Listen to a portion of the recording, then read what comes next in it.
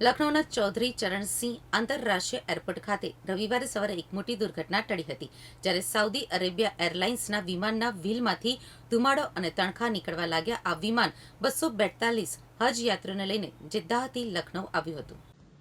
લખનૌના ચૌધરી ચરણસિંહ આંતરરાષ્ટ્રીય એરપોર્ટ ખાતે રવિવારે સવારે એક મોટી દુર્ઘટના ટળી હતી, જ્યારે સાઉદી અરેબિયા એરલાઇન્સના વિમાનના વ્હીલમાંથી ધુમાડો અને તણખા નીકળવા લાગ્યા. આ વિમાન 242 હજ યાત્રીઓને લઈને જેદ્દાહથી લખનૌ આવ્યું હતું. લેન્ડિંગ બાદ ટેક્સીવે ઉપર જતી વખતે આ ઘટના બની હતી, જેના કારણે એરપોર્ટ ઉપર અફરાતફરીનો માહોલ સર્જાયો હતો. જોકે ફાયર સેફટી ટીમની ત્વરિત કાર્યવાહીથી પરિસ્થિતિ ઉપર કાબૂ મેળવવામાં આવ્યો અને તમામ યાત્રીઓને સુરક્ષિત રીતે ઉતારી લેવાયા.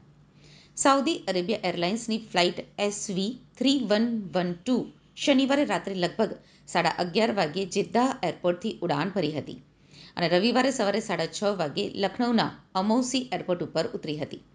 આ વિમાનમાં 242 હજ યાત્રીઓ હતા, જેઓ હજ પૂર્ણ કરીને પરત ફરી રહ્યા હતા.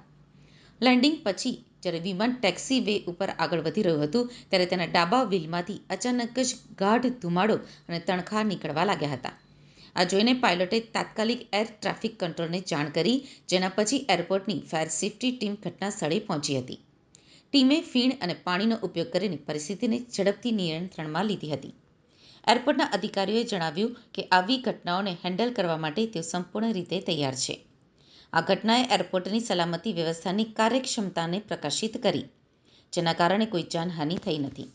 આ વિમાનમાં સવારના મોટા ભાગના યાત્રીઓ હજ પૂર્ણ કરીને પરત ફરી રહેલા હજ યાત્રીઓ હતા.